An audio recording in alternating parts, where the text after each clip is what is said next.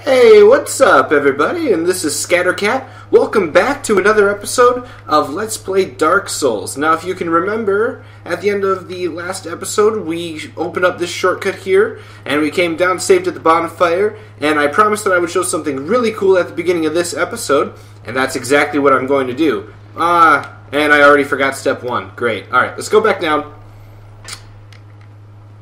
Okay, for me to do this, I'm going to have to equip a few items. Now, you remember all those consumable souls that we picked up earlier just wandering around, right? Well, we're going to be equipping those to our item bar here. Like so. This episode is not going to cover a lot of ground in terms of the game world, but I'm hoping that it will cover a lot of ground in terms of explaining the game mechanics, the controls of the game, and helping you, the viewers, understand how this game works and some of the intricacies of it, a little bit more detailed than the last time that I played. Because I'll admit, I definitely could have explained a few things better. So, I'm going to select the consumable souls here on my item menu, and I'm just going to hit the X button to use them. And you'll notice the counter in the lower right-hand side of the screen, and you'll see how our soul count goes up. Now, each one of these that I'm crushing here gives us 200 apiece, which is fantastic early on in the game. Later on in the game, it's not going to be as helpful, but for now, this is fantastic. And another thing about using the menus in the game, when a menu is open, for instance, I'll stop crushing souls here, and I'll hit the start button to open up this little menu up in the corner.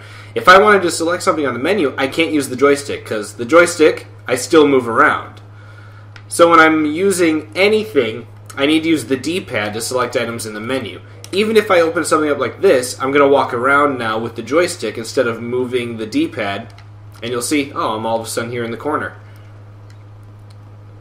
And that can be a pain at times, because if you're just playing the game casually and you forget about that, you might walk off of a cliff, because you forget that you're controlling the game with the joystick while trying to navigate the menu with it, and it's not working. Hopefully I won't do that while recording, but I guess we'll have to see what happens. Now, those are all of my extra souls, which amounted to quite a lot. Now, I want to use the longbow. I need to use the short bow. Sorry, it's the short bow. I need to use that for this next part of the game. Unable to wield weapon effectively with these stats. Good. So what I'm going to do is select it, and I will toggle the display so I can show you all of its statistics. This is very important. You'll see for shot range is 50. That's how far we can fire the bow to do the maximum amount of damage. It can still do damage after that, and I think 50 means 50 meters. I could be wrong in that, but I think that's how it counts out. After that range, we'll still do damage. It's just not as much, because that's out of the bow's effective range. Physical damage, it'll do 31, but it says negative 17 next to it because my dex rating is lower than what it should be to use the weapon. So it's going to do 17 damage less than 31 because I don't have the required dexterity to use it properly. Critical chance is 100. You'll see that down below. Now, the parameter bonus is something else, too. It has a D next to a muscular arm, so it's a D strength parameter bonus, and it has an A next to the dexterity symbol. So what that means, it scales. So the more I increase my dexterity, the more that is going to increase the damage that it will do. If it was a B rating, it wouldn't increase the damage the bow would do as much by leveling up my dexterity. So the higher that letter is, the more it will scale to your statistics when you level up.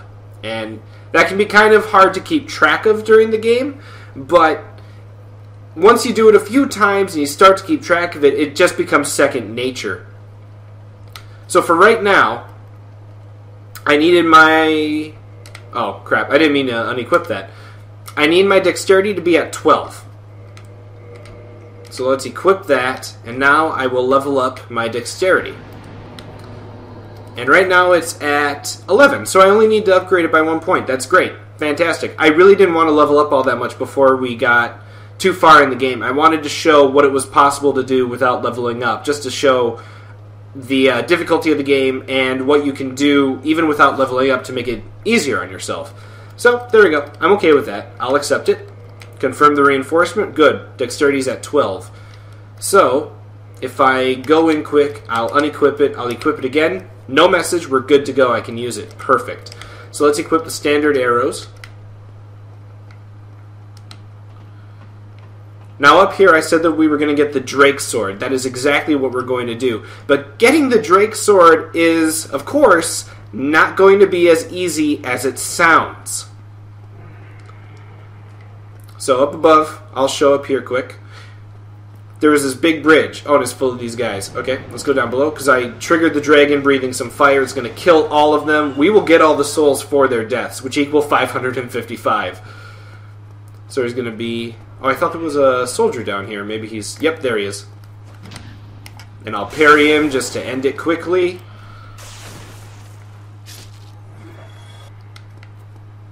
Also, thank you to a good friend of mine named Christopher for explaining to me that it is not riposte, it's riposte. Thank you, Chris.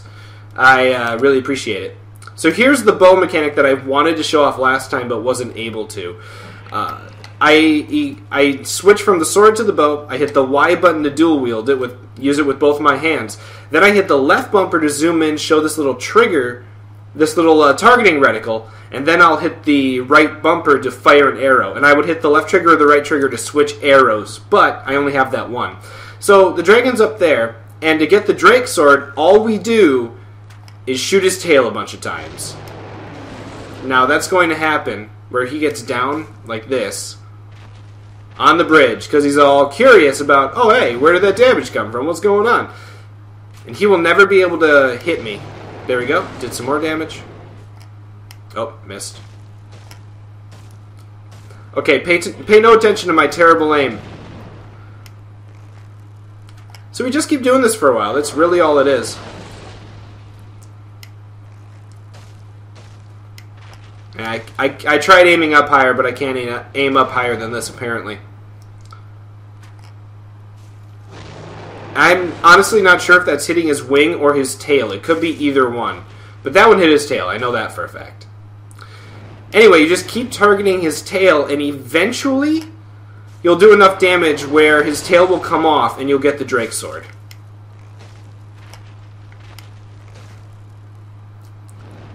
So during this whole time here with fighting the Drake and trying to get his tail, I'm gonna explain some lore about the dragons in the game. So the dragons in the beginning narration cutscene that we saw, it said that Seath the Scaleless betrayed his own, and the dragons were no more. Not entirely true. Seath is the last of the dragons, but there are still drakes. Drakes are smaller cousins of dragons. Those are still around and just fine, because obviously we got this guy right here to deal with. But that means that all of the drakes are not eternal. They're not the eternal dragons that the dragons in the cutscene were talking about. And to go on and further about immortality and dragons, dragons are immortal because of their scales. It's part of the backstory of the game, it's part of the lore of the world, that the scales of the dragons is what makes them immortal. And Seath, not having any scales, was not immortal. And we'll meet Seath later on in the game, and Seath has been doing many experiments over the millennia trying to get immortality, because it's the one thing that he doesn't have, even though he's a dragon. And I think that's pretty interesting. From Software, the guys that made the studio that makes this game, they have a long history of loving characters with flaws. And so all of their major characters in the story will have flaws, and that is Seath's, is that his jealousy of not having scales and his pursuit of wanting to be immortal is a huge thing for him, for his character.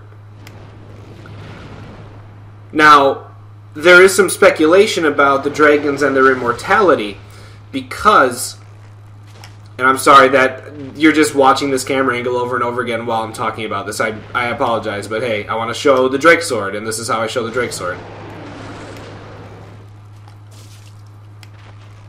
So, Seath and the other dragons, the whole immortality thing, and the scales making them that way. Because they're immortal, there is speculation about what that means for the dragons, aside from them not being able to die. Now, there is some speculation that that means that they're not really alive at all, because they transcend the idea of life and death. They cannot die. Having life and therefore being able to die is viewed as a weakness that they did not have. So those dragons were really viewed as being a part of nature, just something that exists and will never perish. And to me, that's awfully fascinating. It's a really clever way of thinking about immortality and the dragons in this world.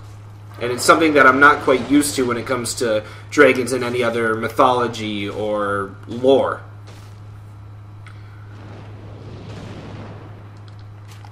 And aside from Seath betraying his own and the dragons becoming no more because of his betrayal, another thing that the cutscene kind of shows, but not really, is that Gwyn and his army, when fighting the dragons, they used Gwyn. It said Gwyn's mighty bolts pierced the dragons. So those lightning bolts that they were firing at the dragons was to peel away their scales so that they could die. He effectively destroyed their immortality by getting rid of those scales, which is quite a feat, to be perfectly honest. And it's also damn impressive, and it's also terrifying that Gwyn is someone that we're going to have to face in the game. It's part of the story, it's part of the game that we have to face him at some point. And it's terrifying that we have to face a guy that was able to exterminate the dragons. There we go! Drake Sword! We have the Drake Sword. Hallelujah. So the dragon's still alive. Dragon's fine. He just doesn't have a tail anymore, which is pretty awesome. So I'm going to go into my inventory here, and I will quick show you the Drake Sword. Now you'll look at the strength stat. The broadsword that I'm wielding is only supposed to do 82 damage. The Drake Sword, at the base level, does 200. That's the reason I'm showing this off, is because it can really help a player out their first time through the game. I'll equip it, even though I have insufficient strength to use it, because I just wanted to show how it looks. So here it is, all nice and happy. There we go, I'll two-hand it quick. There's its attacks, and its special attack. It's the right trigger strong attack looks a little something like this. And it creates a little shockwave that goes in front of the sword and does a lot of damage. It's a pretty great weapon, all things considered, for the game. But after a while, it doesn't become as useful later on, because the materials required to upgrade a dragon weapon or a drake weapon are scales. And scales are an extremely rare thing to find. So I'm going to climb down quick. Actually, I don't really need to, I guess. I didn't use any Estus. I didn't need to heal. I haven't lost any health. There is a way to continue. There's a pathway over there. You see another guard, and there are some rats inside that doorway. I generally don't use that way. I like to use a shortcut because it opens up an area that would otherwise take a long time to open up. So hopefully the dragon comes down. No, he's just going to breathe some fire. I have to try to make him come down off of his perch from where I am. So let's roll over here quick. I'll heal. And we'll see if I can trick him into coming down. No, he's just going to keep breathing fire. Come on. Oh, come on! I don't really know how to make him come down. I guess I could just shoot him with another arrow. That'll probably make him come down. Like I said, I don't usually use a bow. Yep, okay. We're good. We're good. So basically what you do...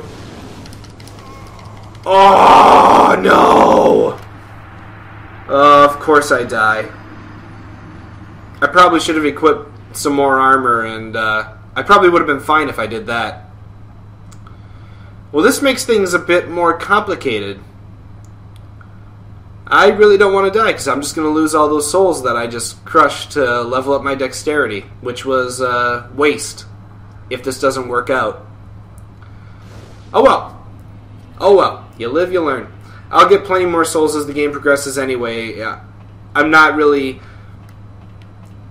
I guess I shouldn't be too bent out of shape, because I'm going to be rich in souls later on anyway. Doesn't really matter in the long run. In the short run, in the short term right now, it matters a lot, but overall, not really.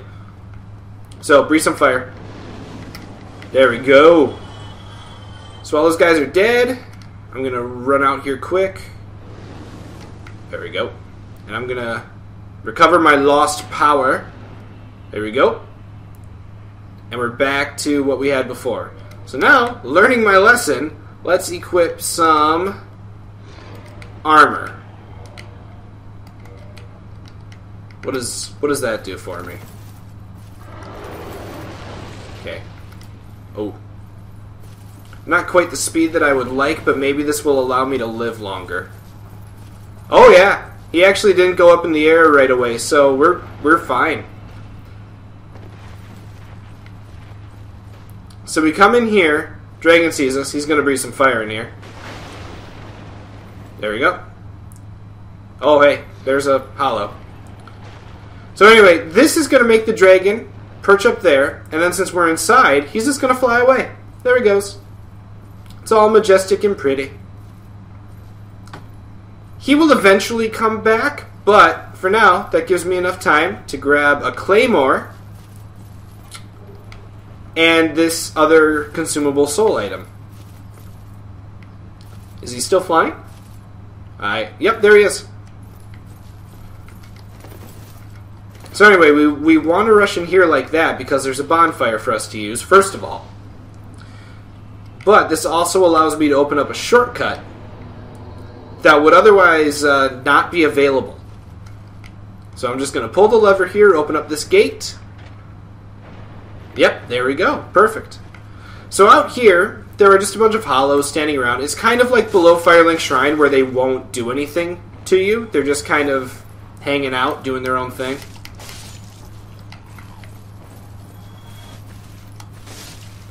And you're dead too. And up here there's a covenant that we can get later on in the game.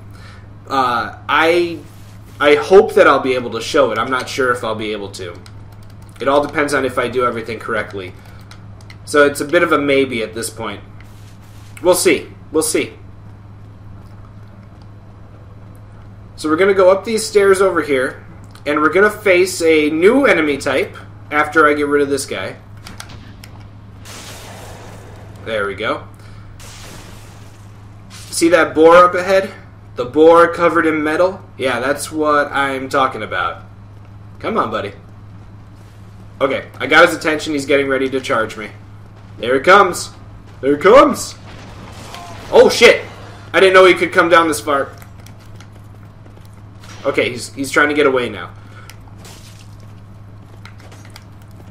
I was trying to show a backstab on him, but that's not going to happen. Not right now, anyway. So you'll notice that these guys are taking a lot more hits for me to kill them. And that guy can also try to drink Estus. So a great tactic for the spear guys, oh, never mind, is to kick their shields away from them and then slash at them a few times. And that'll generally work. Ooh! Oh no! Okay. Whew! Sorry, I tried to parry, and that was obviously a shitty time to try to parry. There we go. I took him out. I took him out. Honestly, the hardest part of the game is learning not to panic when things go wrong. That's the most difficult thing about it. If you can just keep a cool head, analyze your situation, try to come up with a strategy to get out of it, you are fine. You're absolutely fine. Aw, come on. Just keep walking away. I want to do a backstab. There it is. It's the only hole in his armor. It's the only weak point that we can target. It's a little gross, I'll admit, but it's all that we got. There are other boars later on in the game that have armor covering that up. This is the only boar that I know of that we can actually kill by backstabbing, so I'm going to take advantage of that. Otherwise, it'll take forever to kill him. And you'll notice I'm two-handing my weapon because it'll do more damage as a backstab than if I was only using one hand with my sword. And that guy, you'll see, takes out all of my stamina and half of my health just with one charging attack like that. Pretty crazy. So one more backstab should do it. That should be the end. Okay, come on. This should be the end of him if I can do it. Yep, there we go. That's it. He's done. Game over. And he is another one of those special enemies that will not respawn once I go to a bonfire, which I should probably do pretty soon. I'm getting... I only have 2 Estus left, so I should probably do that. So we have 2 archers up here. Well, they're using crossbows, so whatever. It's not real archery, but I'll give them credit, I guess. Come on. Come on. You know, I'm just going to ignore him for now.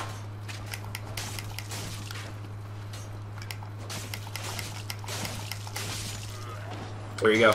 Now, I want to be very careful not to fall off the bridge. This would be way worse if the boar was still alive, but I'm not too worried about it right now. And there's a corpse right here, and he has these alluring skulls, which can be used to lure enemies toward it. Oh, yep, there we go, I'm getting hit. Oh, man. Too early.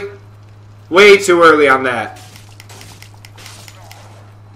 Alright, I'm going to drink. There we go. And where is that last guy? He fell down. If I can get a plunging attack on him, that would be fantastic. There we go! Yeah! That's what I'm talking about. Alright, so down here, there's a bit of an ambush.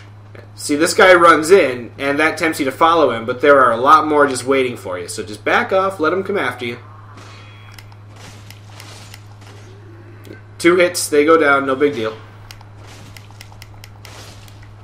Oh, I wasn't paying attention to my stamina there. I was empty, and I was susceptible to getting struck. But it's fine, and there we go. We got some more guys coming after us now. He's just going to wait up there, I think. Well, let's go after him. I'm not going to... There we go. I tried to do a plunging attack, but I was too low to the ground, so it didn't quite pan out.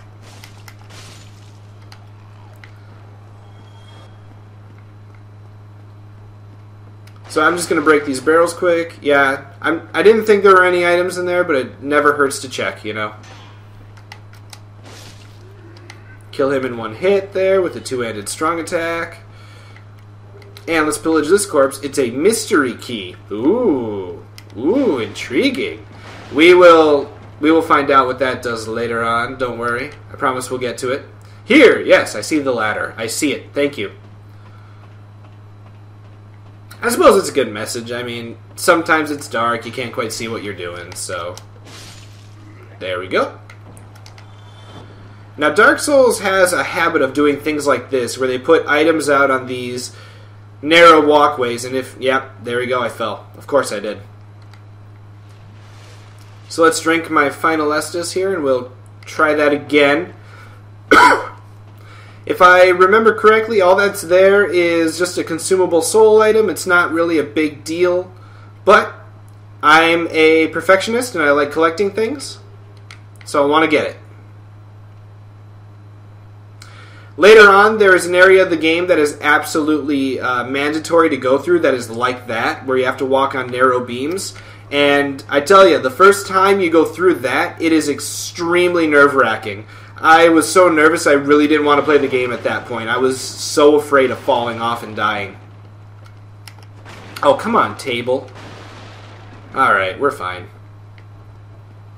So, another white fog barrier here that we can walk through. This is not for a boss, though. It just goes into a new place, and it's just right above where we were. However, there are some tough enemies up here. And I don't really need to dodge this guy, so let's put on some of our armor. I'll go to my regular knight armor, I guess, just so you can see me with my full getup. So I'm just going to walk up behind him very casually. If I time this right, there it is. So right when he just starts to notice me is when I try to backstab him. Now this guy's using a rapier and a target shield. He has a habit of parrying. And hopefully I'll be able to not show him parry me, but show the stance he makes when he's trying to. I don't think he'll try to. Nope, I didn't give him the opportunity. So we're going to pick up the Knight Shield from that corpse. The Knight Shield is not something I generally use, but again, I like collecting things. And you'll see how bad my roll is when I'm wearing full armor. And I'm sure you might be able to tell that I'm even moving a lot slower too wearing this set of armor. And again, that's why I generally don't wear it. I like to strip down in the beginning and go it in, well, not misgivings, but, oh! Okay, was able to dodge that. Barely. And I'm about dead. I'm taking way too many risks. I'm trying to show off a little bit, and it's just not doing it for me. But I will now be able to show a little shortcut. If you run out of Estus, you can also heal with Humanity. And Humanity is a precious resource, and you generally don't want to do it, but I'm doing it now to show you. And so you'll see the 2 up in the corner by my health bar went to a 3, because I now have 3 Humanity on me. And Humanity will always fully heal you, regardless of how much health, regardless of what your maximum health is set at. There, I can talk. It's generally most useful in PvP, because in PvP, if you invade somebody's world and want to fight them, you cannot use Estus. Only the host of that world can use Estus. So generally, everybody in PvP will use Humanity as a way of healing themselves. I hate fighting this guy in this hallway. Alright, I'm going to back up. He will still come after me. But this is a good way to show off the S-Stock, I guess. The S-Stock is made specifically for these close indoor encounters. You'll see that it's a very long, very thin blade. And all of its attacks are piercing, straightforward thrusts. So if I can get this guy to attack me... There you go. Come on. Come on. Come after me. Let's go.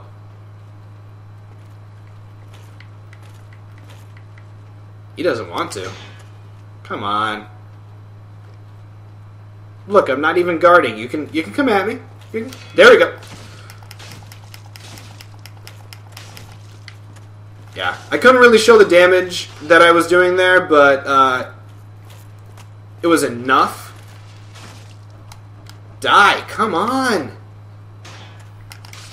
There we go. He's done. Okay, good. I can move on. So that's what the S-Stock does. And the entire reason why that's going to be useful against a boss later on is because the boss is in a very enclosed space, so it's to our advantage to use those thrusting attacks. So here's another one of these big guys with a cape, and he's not using a rapier. He's using just a regular straight sword.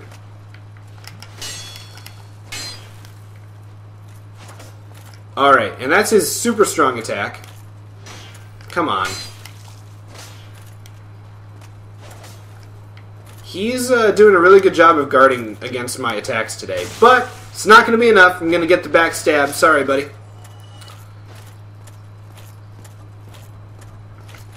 Let's go. There's a bonfire up ahead, and it's really to my advantage to use that now. So let's go do that quick. Just a crossbow guy and a couple of these regular enemies that we're already used to.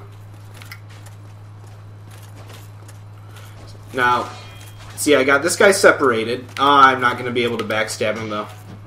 Now I can, maybe. Nope.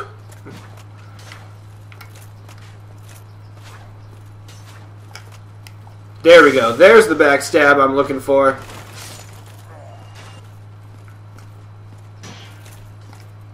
Circle around, backstab him. Just rinse and repeat for all these enemies, honestly.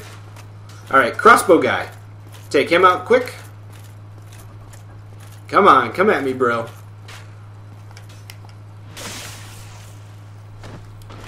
There it is. Oh, he's not quite dead. Barely alive. So he gave me a humanity when he died, which, I don't know, it doesn't happen very often, but I'm pretty grateful for it. So we're just going to go down this awesome walkway with these cool little pillars. And let's read this message. It'll probably say bonfire ahead. No, save zone ahead. About the same. And again, that was a message left by another player playing the game. That was not left by the developers. Let's read this one. Yeah, bonfire ahead. There it is. And here it is. Here's our awesome bonfire that we're going to rest at.